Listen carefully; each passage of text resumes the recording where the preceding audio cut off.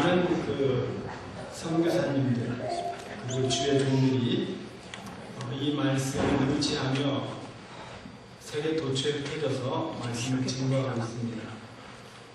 오늘의 본문은 제자들이 주님의 증인이 될 것이라는 예언과 더불어 반드시 주님의 증인이 되라는 지상명령이죠. 그러나 예수님께서 제자들에게 무작정 주님의 증인이 되라 하신 것은 아닙니다. 거기에는 대전제가 있다고 하는 것이죠.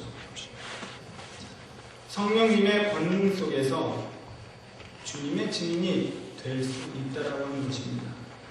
여러분이 오늘 읽은 본문에는 오직 성령이 너희에게 임하시면으로 번역되어 있지만 이 오직이라고 하는 이 수식어가 성령님과 연결되어 있는 것처럼 보입니다. 그렇지만 헬라어 본문은 그렇지 않습니다. 원문에는 오직이 권능과 연결되어 있다고 하는 것이에요. 즉 오직 권능을 받음으로 주님의 증인이 될 수 있다라고 하는 겁니다. 바꾸어 말해 그 권능을 받지 않고는 주님의 증인이 될 수 없다라고 하는 것이죠. 그리스도인이 성령님 안에서 받을 권능이란 그럼 구체적으로 무엇을 의미하는 걸까요? 권능으로 번역된 이 헬라어 디나미스는 능력을 의미합니다.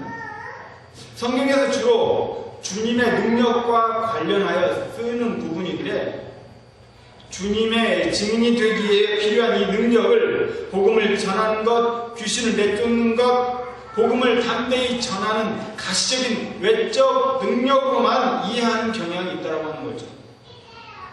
그러나 주님께서 말씀하신 이 권능은 좀 더 본질적인 능력을 의미하고 있습니다. 우리는 그 능력의 참된 의미를 주님에게서 찾을 수 있어요. 자, 예수님께서 그리스도의 공생애를 시작할 때 가장 먼저 하신 일이 무엇입니까? 바로 요단강에 가서 세례 요한에게 세례를 받으신 거죠. 세례라고 하는 것은 주님의 십자가의 보혈로 죄 씻음 받은 인간이 주님 안에서 살아갈 것을 공포하는 예식입니다. 즉 죄인임을 다 내어놓고 깨끗이 죄 씻음 받아서 이제는 주님께 헌신하겠습니다라고 다짐하고 결단하는 예식이 이 세례라는 거죠. 한마디로 세례는 죄인된 인간을 위한 예식이지 성자 하나님이신 주님을 위한 예식이 아닙니다.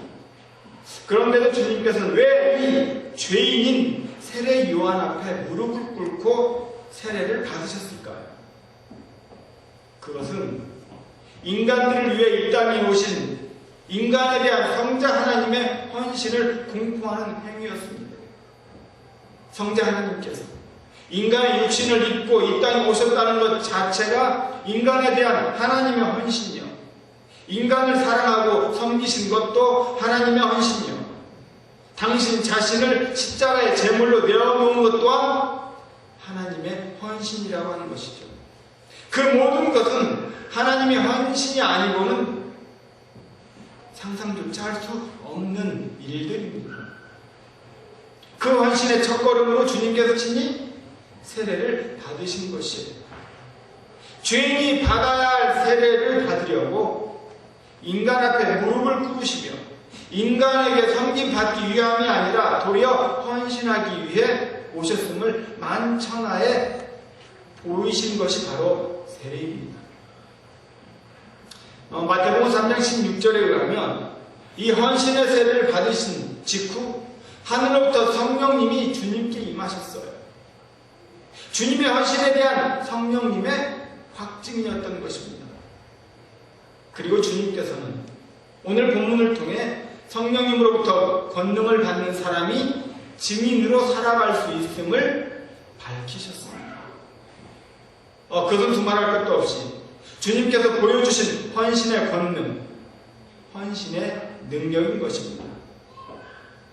사도 바울이 뭐라 지적했어요? 고린도전서 13장에 보면 사람의 방언과 천사의 말을 하며 예언하는 능력이 있어도 모든 비밀과 모든 지식을 알고 또 산을 옮길 만한 능력이 있을지라도 사랑에 기인한 헌신의 삶이 없이는 주님의 증인이 될 수 없다. 진정한 선교의 열매를 거둘 수 없다라고 강조하고 있습니다. 자, 지금부터 2000년 전 오순절날 이 땅에 강림하신 성령님께서 이미 우리와 함께 계신다고 했습니다. 자신의 뜻이나 야망을 위해 성령님을 도구화하려 하는 것이 아니라 온 중심을 다해 성령님께 굴복하면서 성령님의 인도하심을 쫓는다면 결과적으로 그는 헌신의 사람, 즉 주님의 증인으로 서게 되는 것이죠. 바로 그가 성령님을 쫓는 인간으로서 삼위일체 하나님께 헌신을 하는 것입니다. 따라서 진정으로 성령 충만한 그리스도인이라 성령님 안에서 자기 헌신의 삶을 사는 사람이죠. 그보다 더 분명하고 본질적인 성령 충만의 길은 없습니다. 땅 끝을 가서 아프리카나 어디 지구 반대편을 가서 말씀을 꼭 증거하는 것만이 선교가 아니라는 것이죠. 여러분이 처한 삶의 현장에서 지금 헌신의 삶을 살고 있는 사람이 바로 참된 주님의 증인이요 땅끝의 선교사라고 하는 것이죠. 자기 눈앞에 있는 사람을 위해 헌신할 수 있는 사람만이 지구 반대편에서도 주님의 증인으로서의 삶을 살 수 있다라고 하는 것입니다. 우리는 돌아오는 토요일날 뉴라이프 센터에 가서 원주민들에서 섬김을 하고 있습니다. 3개월에 한 번씩 이 섬김의 삶을 살고 있는데 우리는 이 섬김의 삶이 증인되는 삶을 살아가는 것이죠. 우리 안에 펼쳐진 이 조그만 기회, 우리 이웃을 섬기고 이웃을 위해 헌신할 수 있는 조그만 기회가 여러분에게 증인의 삶을 살 수 있는 기회를 주시는 겁니다. 하나님 사랑하는 여러분, 돌아온 토요일에 우리 뉴라이프 센터에서 섬김의 기회가 주어집니다. 섬김은 타이밍이에요. 아무 때나 섬김할 수가 없습니다. 주어지는 그 시간에 섬김할 수 있는 자에게 하나님의 복이 임합니다. 우리 교회가 유학생들과 그리고 원주민 선교를 위해서 세워진 교회임을 자명한 사실입니다.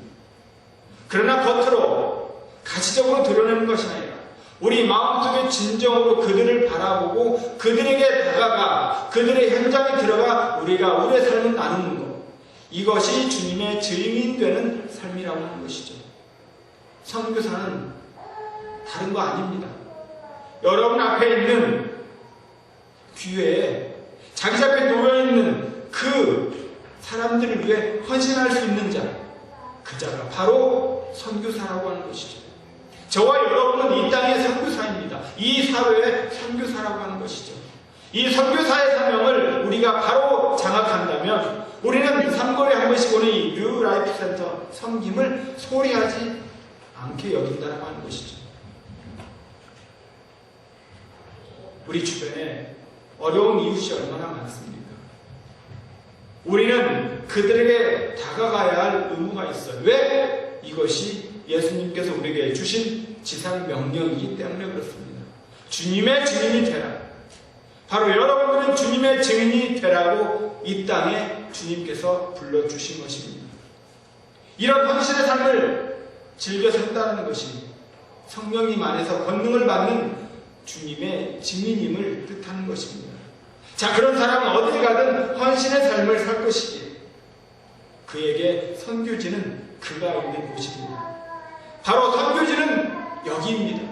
여러분 앞에 펼쳐진 선교지는 바로 이 땅이에요.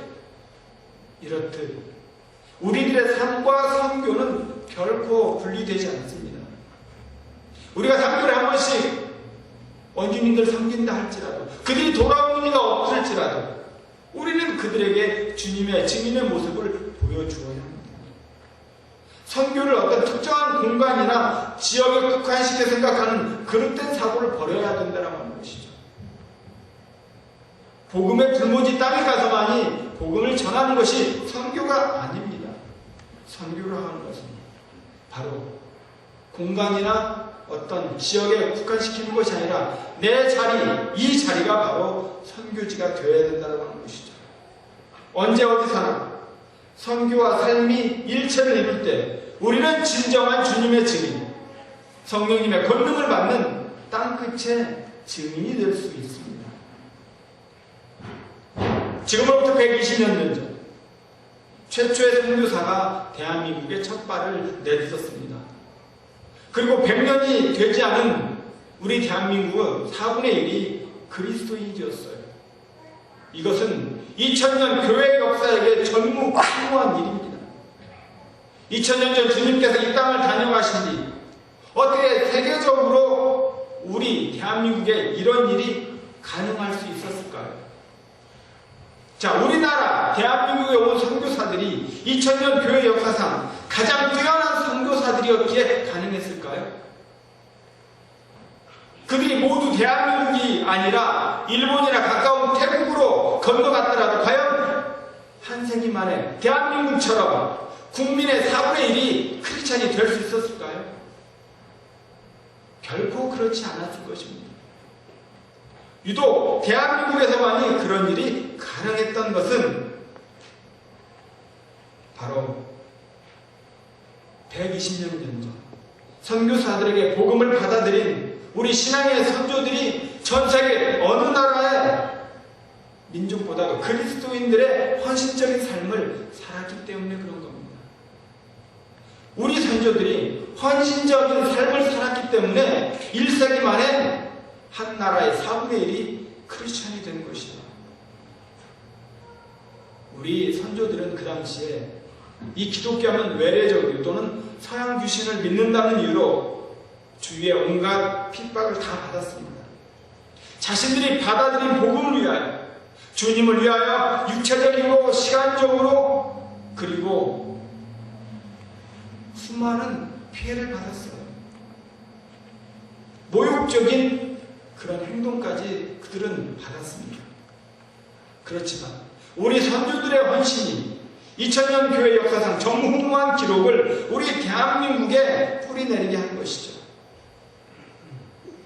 120년 전 우리 구라파의 선교사들이 지리적으로 땅끝인 우리 대한민국을 조선해 왔지만 그들로부터 복음을 받아들인 우리 신앙 선조들의 그런 헌신이 있었기에 가능했다라는 말입니다. 이제 대한민국의 교회는 놀라운 만한 급성장을 이루었습니다. 이제 대한민국은 전 세계에서 두 번째로 가장 많은 선교사를 파송하는 파송국가가 되었습니다. 얼마나 큰 은총입니까? 이와 같은 일들이 벌어질 수밖에 없었던 이유는 우리 신앙의 선조들의 헌신적인 삶을 살았기 때문에 그래요. 성령의 권능을 받고 자기가 있는 그곳이 바로 선교지였다라고 하는 사실을 늘 자각했기 때문에 그들은 바로 살았던 것이었고 그 결과 3분의 1이 예수를 믿는 놀라운 복음의 땅이 된 것입니다. 하나님 사랑하는 우리 교우 여러분, 하나님께서는 우리 자신의 안위를 위해 또 하나의 교회를 세우신 것이 아니에요. 이곳 프린스조지에 우리를 불러서 여기 앉히신 이유는 2000년 교회 역사상 단 1세기 만에 4분의 1을 복음화시켰던 그 전무후무한 기록을 가능케 한 우리 선조들의 그 헌신적인 믿음과 그 헌신의 정신을 회복하고 이곳에 원주민을 품기 위해서 우리를 보내신 거라는 것이죠. 이 사명을 완수할 수 있도록 우리 모두는 성령님의 권능을 구해야 합니다. 오직 성령님의 안에서 성령님의 도우심에 힘입어 삶의 현장에서부터 우리 주위의 사람들을 위해 헌신의 삶을 살아가야 합니다. 우리의 헌신이 바로 수많은 헌신되는 삶, 헌신의 약속을 구하는 자들이 많이 일어날 것은 자명한 일입니다. 여러분의 헌신이 우리 원주민들 사이에 자생의 능력을 불어넣어 줄 수 있습니다. 그들로 하여금 스스로 헌신할 수 있는 기회를 만들어 줄 수 있습니다. 우리의 조그만 헌신과 희생이 우리 원주민들로 하여금 다시 일어서게 만들어준다고 하는 것이죠. 성령의 권능 속에서 주님의 능력을 본받아 우리의 삶의 현장이 바로 선교지임을 다시 한번 깨달으시고 여러분 그들을 향하여 달려나가기를 바랍니다. 이번 주 토요일날 우리 크리스천 라이프의 섬김, 우리 교회에게 주어진 귀한 선교의 귀입니다. 그들에게 우리 모든 성도들이 마음을 다 쏟고 힘을 다하여 그들에게 달려나가기를 원합니다. 다시 한번 우리 교회가 우리 유학생들과 원주민과 이 사회에 복음을 내리기 위해서 헌신의 기회를 삼아야 될 줄로 압니다. 바로 이번 토요일이 우리에게 주어진 선교의 날입니다. 우리 모든 성도들 한 분도 빠짐없이 다 참여하여서 이 지역과 우리 원주민을 향하여 달려나갈 때에 그들 스스로 헌신적인 삶을 살 수 있는 기회를 만들어 줄 겁니다. 우리 다시 한번 일어나서 이 지역과 원주민과 그리고 유학생을 위해서 헌신적인 삶을 살아갈 수 있는 도전과 그런 마음을 부어달라고 기도하십시오. 그래야 할 때 우리 교회가 세워주신 그 의미와 뜻을 우리는 다시 한번 알아갈 것이고 주님의 뜻을 본받아서 우리는 더 힘차게 교회를 세워나갈 수 있으리라 믿습니다. 여러분, 헌신적인 삶이 얼마나 중요합니까? 바로 이곳이 여러분이 있는 그 현장이 바로 선교지임을 다시 한번 깨달으시고 날마다 헌신적인 삶을 살아가는 저와 여러분 되기를 주님의 이름으로 축원합니다.